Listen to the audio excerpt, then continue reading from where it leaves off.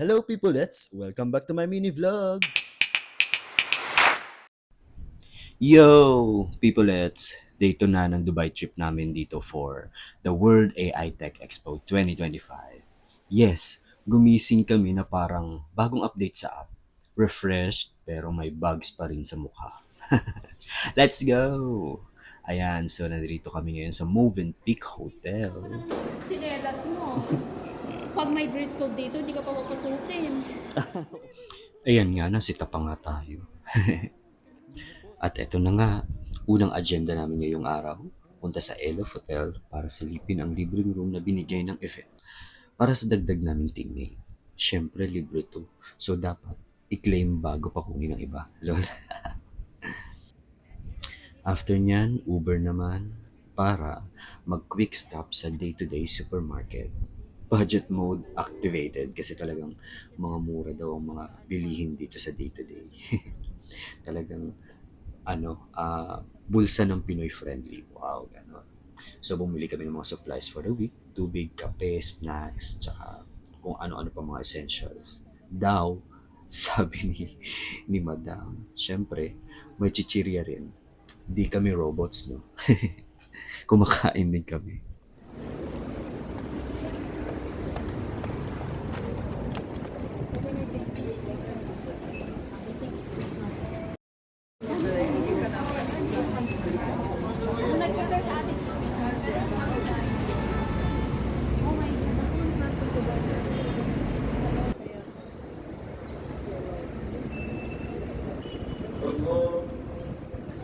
Mataas? Mataas ang baba. Mataas ang baba. Hindi ko alam tuloy paano ako mag-extend. Sige ba? Malakas ang muscle nito. Aray! Aray ko, Jason! Para malaki ng lahat yung kanyang supplement. May muscle up. Muscle enhancement at saka Yun ang telepono nila, Jason, oh. Sa atin wala nang ganyan. Kaya nga. Noon meron tayong ganyan, eh, no? Oh, Pwede yung kong dalawa kumonect. nagpa-araw na. Tara na.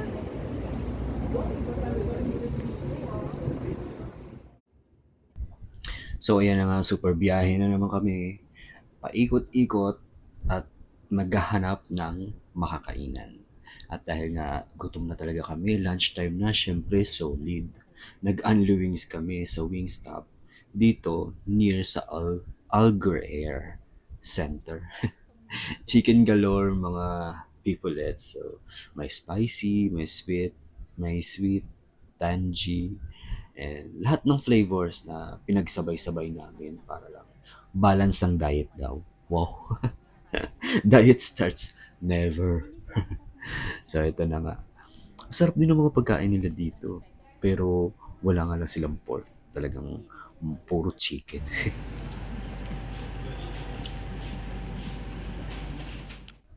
So ayun na nga, after the chicken party, balik na kami sa hotel agad and para mag-recharge. Quick power nap kasi nga later, lakad na naman.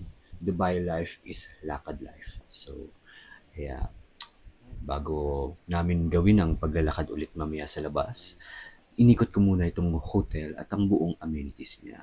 Ganda pala talaga dito at malawak ang buong lobby. Ganyan. So, sarap mag-ikot-ikot at yun nga, ang dami nga lang din foreigner na hindi ko makausap. Dinudugo ang aking ilong sa kaka-English. Uy! English pa more. So, ayun na, nandito tayo ngayon sa swimming pool area and gym area. Yan. So, fitness area din nila dito. Meron dito mga badminton court, volleyball court, and basketball court. Ayan. May sauna, gym, and ayan, swimming pool. Magandang area, maliwalas. Although mainit, pag ganitong oras talagang sobrang init talaga, nakakapaso talaga sa balat yung araw at yung sobrang alinsangan. Kaya maganda siguro maligo dito pagka mga hapon. So ayun nga, habang nagpapahinga ang iba, ako naman nag-solo explore dito sa Movenpick Hotel. Ang saya pala dito sa hotel kasi meron silang chocolate happy hour. Wow! Free desserts galore. Well, parang ako sa love life. Libre, pero madaming may gusto. Oh, ano na? Uy, babad na ako dito. Baka naman. Selfie-selfie. Wishing fountain daw, kunyari. Then, we finally went to the venue to check kung saan ang eksaktong location ng booth namin. So, yun nga, naglalakad na ako papunta sa convention center nitong Movenpick Hotel. Parang Amazing Race ang hanapan ng spot, pero eventually, nahanap din. Ayun na nga ang logo ng aming project, iRiseUp.ai. At yan, so titignan na natin ang venue, kung anong itsura. At malawak pala talaga dito sa venue nila. No?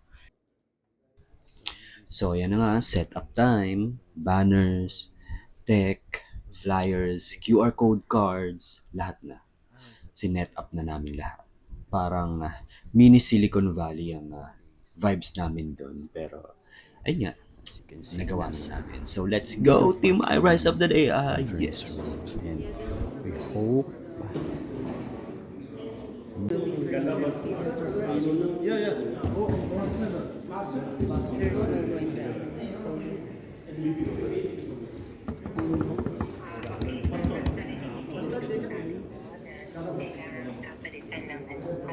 Yes, ma'am. Apo. Yes, ma'am. I heard it. Say kabayan.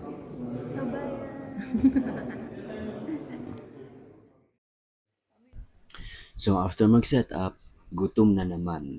Ayan na nga.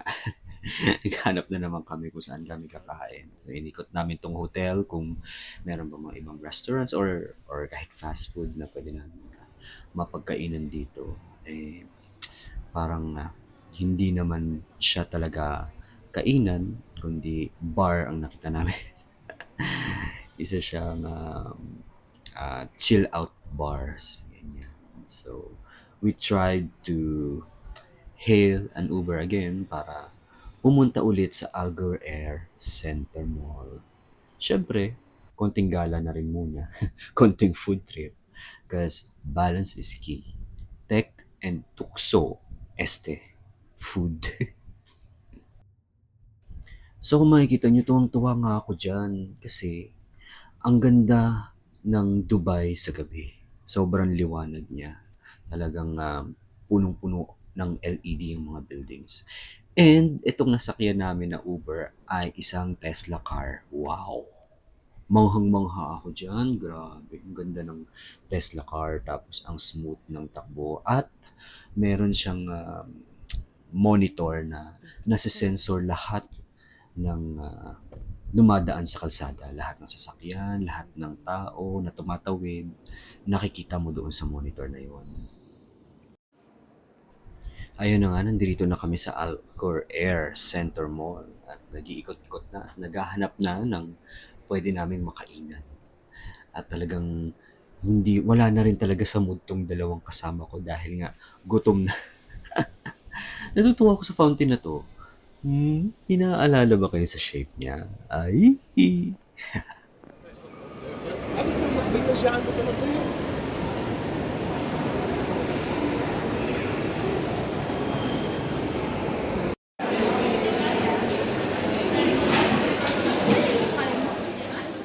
kung saan-saan na talaga kami umikot niyan para makahanap ng mga kainan. And syempre, alam niyo na, ending, babagsak kami sa well-known fast food ng mga Pinoy. Pero teka, may biglang emergency. May nag-fail sa OOTD plan. Walang matinong shoes. So back to day-to-day kami.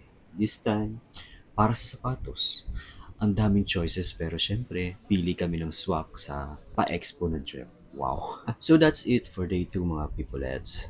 From hotel hopping, grocery haul, chicken and Louise, up to boot setup. It was a jam-packed day with the Iris Up Squad. So abangan yung next vlog. Don't forget to like, comment, and subscribe mga people. Let's kita-kits next vlog. Peace out. Bye-bye.